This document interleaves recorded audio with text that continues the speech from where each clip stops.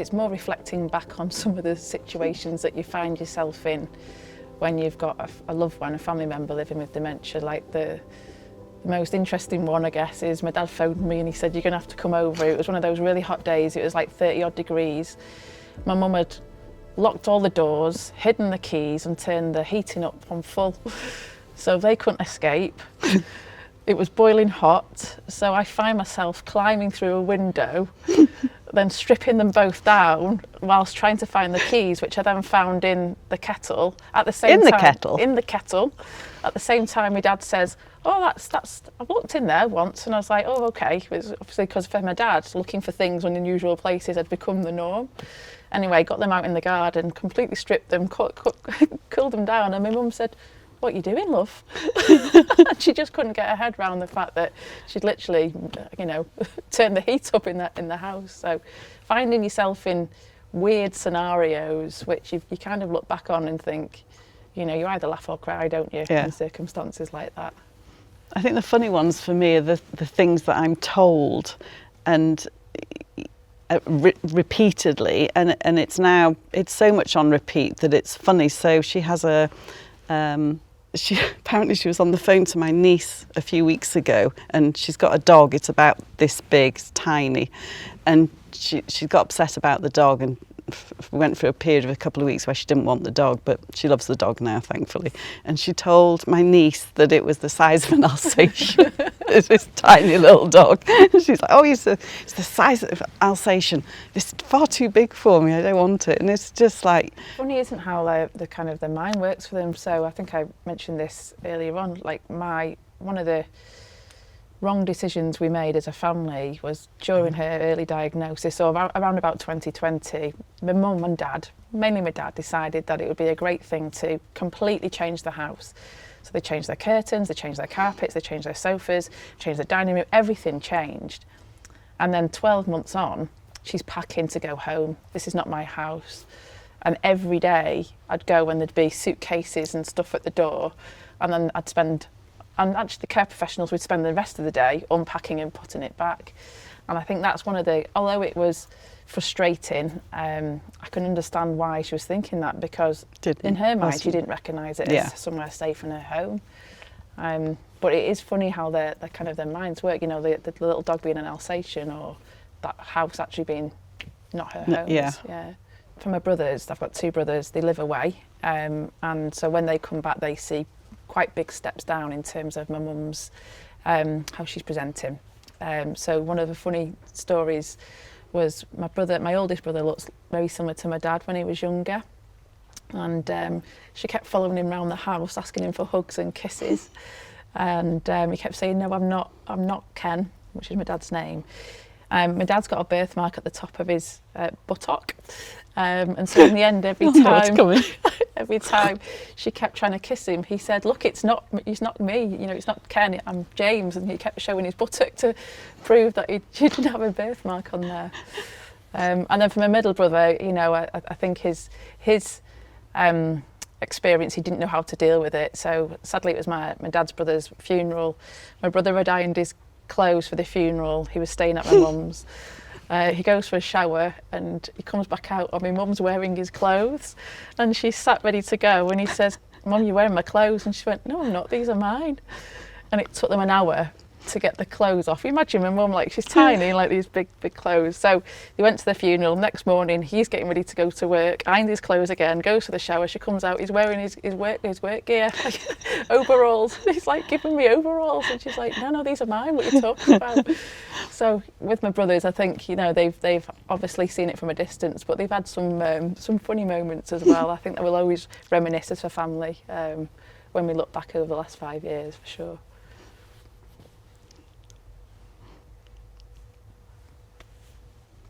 Dementia to me is watching somebody slowly fade away, watching your loved one who was vibrant, outgoing, loved socialising, just become a shell of themselves, and eventually, you know, it's taken her ability to even have a conversation. So it's for me, it's just slowly watching somebody change and leave the life that they once had, which is where these things about waves hit with me, because I sometimes just take a stock and go, where is my mum? She's there, and like now she looks like my mum. She looks exactly, her hair's beautiful, but it's not my mum. And it's just, I always say, I feel it's just such a cruel thing to live with for everybody, but also obviously for the person living with it.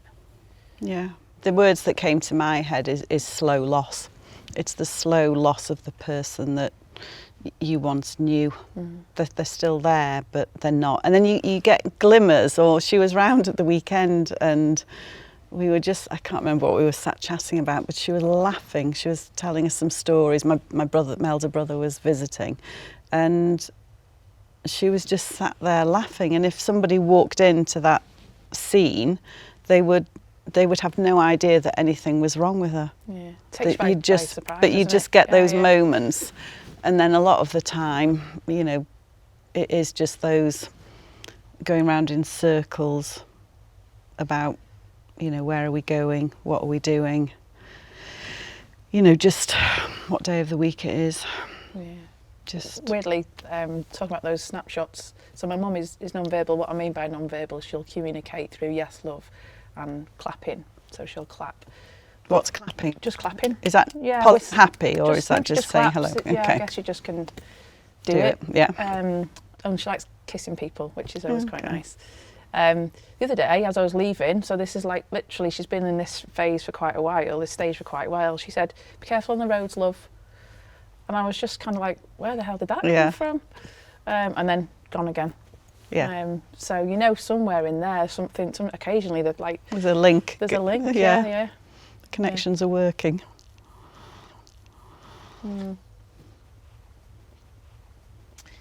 So Home Instead has been involved in my mum's care for about 3.5 years, 4 years. As I said, we originally introduced the care professional as a friend of mine. And my mum kept saying, why is your friend coming around when you're not here? And so initially it was about helping, I guess, my dad keep on top of the house with the housework and just making it, I guess, easier from a general well-being perspective, because they've always been so house proud.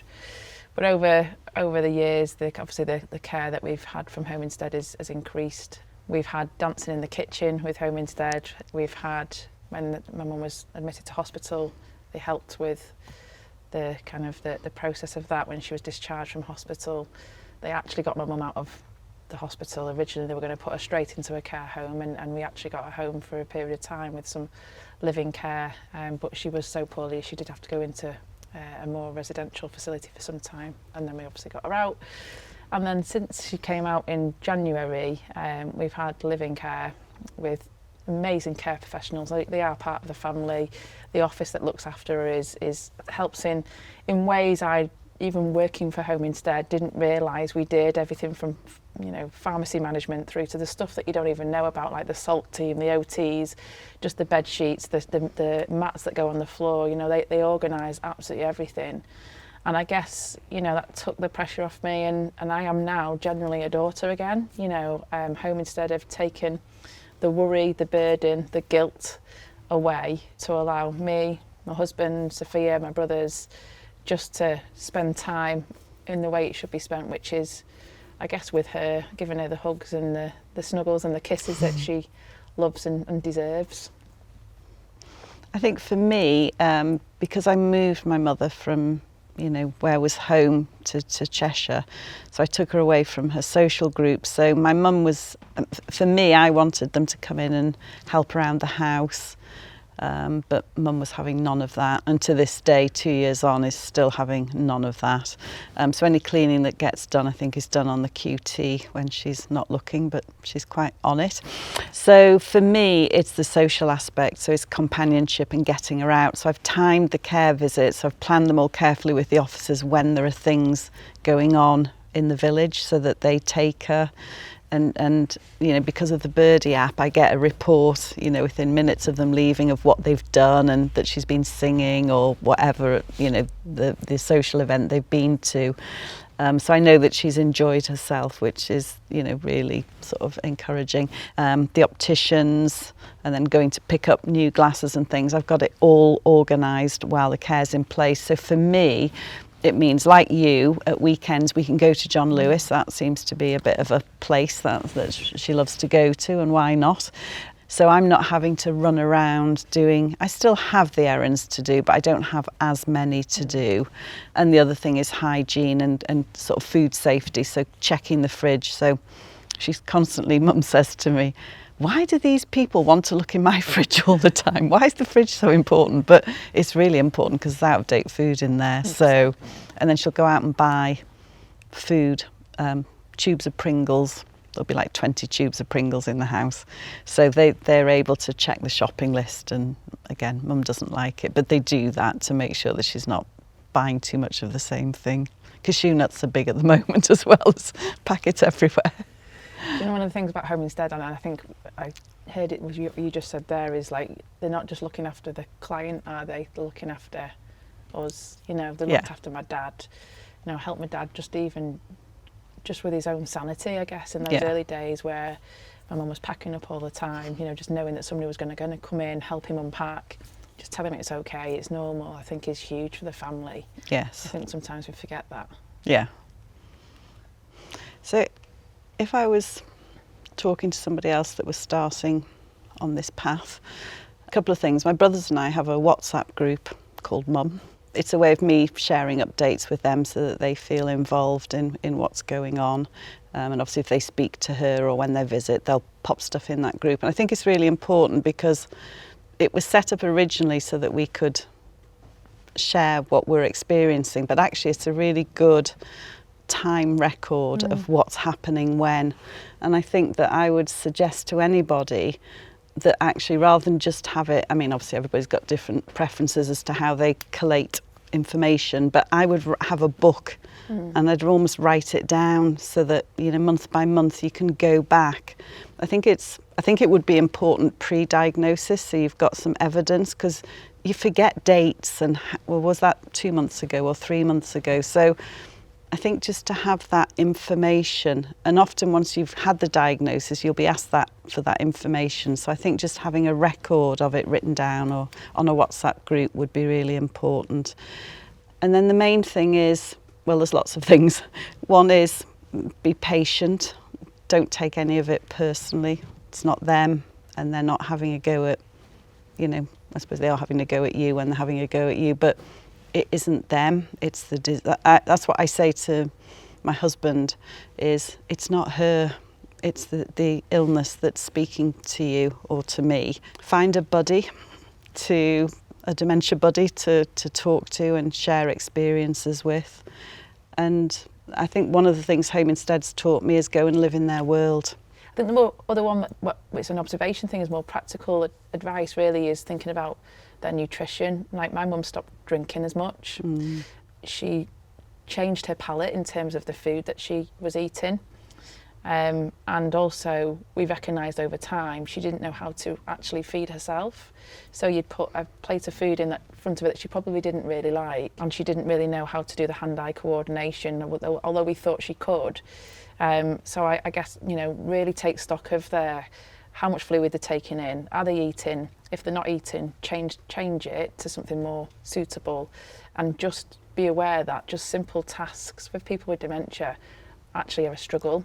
You may take them for granted, but simple picking up particularly having a pattern plate, but picking up a sandwich and putting that in your mouth, now for some people at my mum's stage, or just slightly earlier, is a struggle. So I would definitely say think about health and nutrition. For us as a family, I think there's two things. Don't change the house. Yeah. I think the big thing would be really knowing that the conversation isn't a one-off conversation, and having some sort of guidance or help around how to approach somebody who is so independent and determined. And I love my mum, but she was stubborn. To have that conversation to say, you know, I actually think we need to get a memory test, Mum, because you've got dementia. Like that, I think I probably did it wrong. I think I approached it in the wrong way. I think we all approached it probably in quite a pacey, let's get it fixed type way. Whereas, for my mum, it was quite a scary conversation, and I wish I'd have known how to have that conversation better. But I don't think that there is an easy way to do it. And, we had situations where we were sitting in front of her GP and Mum's saying, that she's absolutely fine. And we're sitting there sort of trying to make eye contact with the GP to communicate that, something is wrong. And I've since found out that the Alzheimer's Society have produced a dementia checklist. So it's something that allows you as the family to record on a set date what you're observing. And I think it's so clever because I was put in that difficult situation of my mum saying she's fine and then me having to say in front of her to the GP, because the GP says, well, what's your take on that, Diana? And you're having to say in front of your mum, that's not the case. And then they're getting understandably angry, whereas this checklist allows you to tick some boxes, you can date it, give it to the GP, and I guess then it's on their medical record, and the GP, you're able to communicate with the GP without having to say it out loud. And for me, I just think that's genius. And I think it would have helped us, because I sat with her GP 3 times trying to get the message across. As far as having the conversation is concerned, I don't think there's an easy answer. I think you've been a great help to me. So you've been a fantastic support I think it's important to have somebody, if you can find somebody, if you're lucky enough to find somebody that you can share your story with. I think it's reassuring to know that you're not on your own. Walking the path with my dad and my brothers, looking after my mum, it's not necessarily about the future. It's about being present here and now. Not letting the small stuff really consume me, making sure that I really spend the time with my little girl and my family and live in the moment. I think before going on this journey, I was probably too consumed with the stuff that actually didn't really matter. And so living today, making sure that my daughter knows I love her, making sure that she knows how to love others, particularly my mum, has been a big, I guess, life lesson for us. So rather than, I think, the future, it's about being present here and now and living today. It certainly puts things in perspective, doesn't it, and makes you grateful. And I think you're right, sort of make the most of the time. I mean, you're bound to think about, is this going to happen to me? But there seems to be so much positivity around, or hope, in terms of treatments moving forward. So one can only hope that some of those things will be available to us, and certainly our daughters. Absolutely. Certainly for them. Yeah. Which is good. Yeah. Thank you very much. Okay. Can we just get around the applause?